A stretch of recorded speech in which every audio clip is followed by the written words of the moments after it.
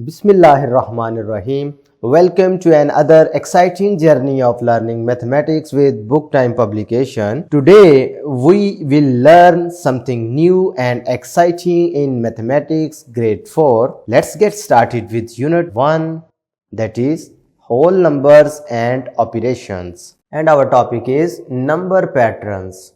प्यारे बच्चों, पैटर्न्स के बारे में आपने प्रीवियस ग्रेड्स में भी पढ़ा हुआ है। पैटर्न्स बेसिकली एक रूल को फॉलो कर रहे होते हैं, ठीक है। जैसा कि आप देखें, आपकी उंगलियां अल्लाह ताला ने एक पैटर्न के साथ बनाई हैं। आप कपड़े ख़रीदते हैं, उनमें जो डिज़ाइंस होते हैं वो एक पैटर्न के साथ बने होते हैं। इसी तरीके से आप फ़र्श पे टाइलें देखते हैं पैटर्न के साथ, घरों के स्टाइल देखते हैं तो एक पैटर्न के साथ दीवारों में ईंटें लगी होती हैं, ठीक है। तो ये कुछ नेचर में पैटर्न थे, जैसे कि फ्लावर्स वगैरह में आप देखते हैं अल्लाह ताला ने पैटर्न बनाए हुए हैं। अब मैथमेटिक्स में जो पैटर्न होते हैं उनको हम कहते हैं number patterns. A pattern of numbers that follow a particular rule called number pattern. भाई नंबर्स का ऐसा पैटर्न जिसमें ख़ास रूल इस्तेमाल किया जाता है उसको नंबर पैटर्न कहते हैं। मैं मिसाल देता हूँ, आपने टेबल्स पढ़े हुए हैं, 2 1s are 2, 2 2s are 4, 2 3s are 6, 2 4s are 8 up to so on। तो देख रहे हैं ये एक ख़ास पैटर्न को फॉलो कर रहे हैं नंबर्स, ठीक है। ये एक ख़ास पैटर्न को फॉलो कर रहे होते हैं। अब इधर पैटर्न बेसिकली है क्या कि हर आने वाला नंबर जो है अगर उसमें 2 ऐड कर दें जो वो नंबर बन जाता है, यानी प्रीवियस नंबर में 2 ऐड करेंगे तो अगला नंबर बन जाएगा। ऐसा ही है। तो ये इधर रूल क्या है, इधर रूल ये होगा कि आप हर आने वाले नंबर में 2 ऐड कर रहे हैं नेक्स्ट नंबर को हासिल करने के लिए। रूल की बात समझ आई? क्लियर है। There are 2 types of pattern, increasing number pattern and decreasing number pattern. तो पैटर्न प्यारे बच्चे 2 तरह के होते हैं। अगर तो वैल्यू बढ़ रही हो, जैसा कि इस केस में आप देख रहे हैं 2 के बाद 4 है तो बड़ा है, 4 के बाद 6 है ये उससे बड़ी वैल्यू है, 6 के बाद 8 है ये उससे बड़ी वैल्यू है। तो अगर इस तरह का हमारे पास नंबर पैटर्न आए जिसमें हर आने वाली वैल्यू पिछली वैल्यू से बड़ी हो तो उस तरह के पैटर्न को प्यारे बच्चों हम इंक्रीजिंग नंबर पैटर्न कहते हैं।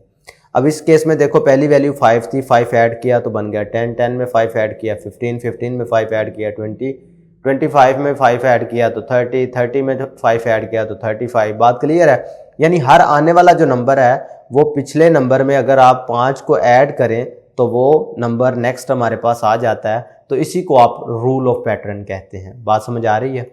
अब ये छोटी सी क्लास एक्टिविटी भी दी गई है, observe the pattern in school uniform. मैंने आपको पहले बताया कि कपड़ों में भी पैटर्न्स होते हैं। तो आप देखेंगे, हो सकता है कोई बॉक्सेस का पैटर्न चल रहा हो, स्क्वायर्स का, रेक्टेंगल्स का, लाइंस का, कर्व्स का।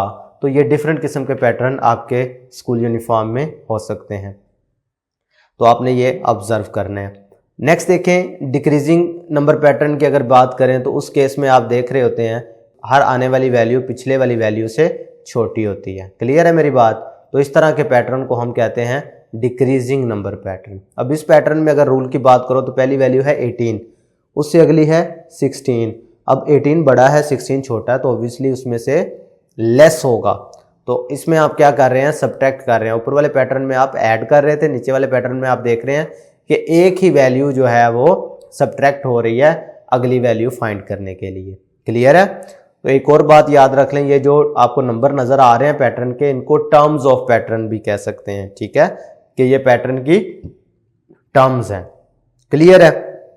इधर एक और आप पॉइंट आपको बता दूं, जब कभी भी इंक्रीजिंग नंबर पैटर्न की बात होगी उसमें ऑपरेशन प्लस या मल्टीप्लिकेशन का यूज हो रहा होगा, और जब कभी भी डिक्रीजिंग नंबर पैटर्न की बात होगी उसमें ऑपरेशन सब्ट्रैक्शन का या डिवीजन का यूज हो रहा होगा। ये आपने याद रखना है। नेक्स्ट देखते हैं जी, इसी से रिलेटेड हमारे पास प्रैक्टिस सेक्शन 1.8 है। क्वेश्चन नंबर 1 देखें, observe the given number patterns, identify the rule of pattern and right the next term. अब इसमें सबसे पहले आपने रूल फॉलो करना है, रूल को समझना है, आइडेंटिफाई करना है, तो फिर आप नेक्स्ट वैल्यू आसानी से फाइंड कर सकेंगे।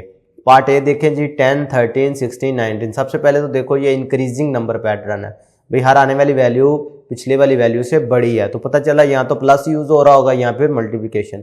तो देखें 10 के बाद 13 है, तो मुझे ये लग रहा है कि 10 में अगर 3 ऐड करें तो 13 बन जाता, 13 में 3 ऐड करें तो 16। ठीक है, तो पता चल गया कि हर आने वाला नंबर जो है वो 3 ऐड करने से बनेगा।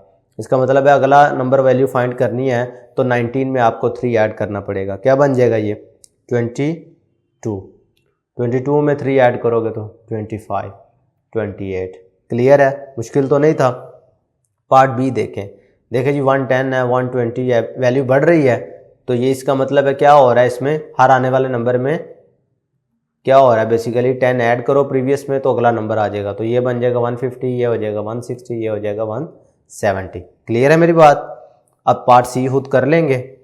पार्ट डी में अगर आप देखें तो 45 है, फिर 40 है, लेस हो रही है वैल्यू, फिर 35 है, फिर 30 है। इसका मतलब है कोई ऐसा नंबर इसमें से लेस हो रहा है, यानी कि अगर मैं इसमें -5 की बात करूं, देख रहे हो कि इसमें से -5 करते जा रहे हैं, तो अगला नंबर 35, 35 में से -5 करोगे तो 30, तो इसका मतलब है नेक्स्ट फाइंड करने के लिए आप 5 इसमें से लेस करते जाओगे। बात क्लियर है।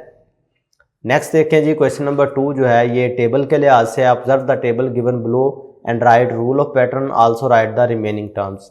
अब आपने इसमें से रूल भी फॉलो करना है कि रूल क्या अप्लाई किया गया इसमें, और दूसरे नंबर पे आपने बताना होगा कि ये एम्प्टी बॉक्सेस में कौन सी वैल्यू आएगी।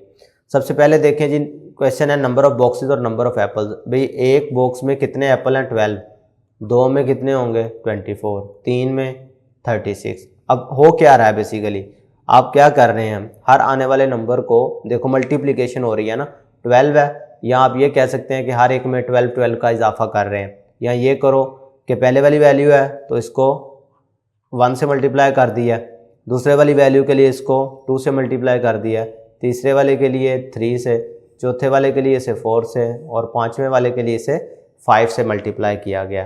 तो ये हमारे पास क्या आ जाएगा 48, ये क्या आ जाएगा 60। भाई अगर एक में इतने एप्पल हैं तो 5 में क्या होगा 1 वाले एप्पल से मल्टीप्लाई कर देंगे ना, तो ऑब्वियसली ये हमारे पास वैल्यूज़ क्या आ जाएंगी 48 और 60। पता चला कि इधर रूल्स जो अप्लाई हो रहा है कि आपने हर आने वाले नंबर में 12 को ऐड करना है, एक तो ये रूल हो सकता है, दूसरा आपने क्या करना है 12 के साथ 1 को मल्टीप्लाई कर दो, 12 के साथ 2 को मल्टीप्लाई कर दो, 12 के साथ 3 को मल्टीप्लाई कर दो, यानी एक बॉक्स में जितने एप्पल हैं उनको नंबर ऑफ बॉक्सेस से मल्टीप्लाई करते जाओ तो आपके पास इसका रूल आ जाएगा। क्लियर है। पार्ट बी देखें number of weeks and number of sold toys. पहले वीक में 50 टॉय सोल्ड हुए हैं, दूसरे में 40, तीसरे में 30, तो ये कम होते जा रहे हैं ना। कम किस लिहाज से हो रहे हैं, 50 में से 10 लेस करेंगे तो 40, 40 में से 10 लेस करेंगे तो 30, अब 30 में से 10 लेस करेंगे तो 20, फिर 10। बात क्लियर है। तो ये रूल अगर आपको पता चल जाए तो आप पैटर्न की रिमेनिंग टर्म फाइंड कर सकते हैं। आज के लिए इतना ही, नेक्स्ट वीडियो लेक्चर में मुलाकात होगी। अल्लाह हाफिज़।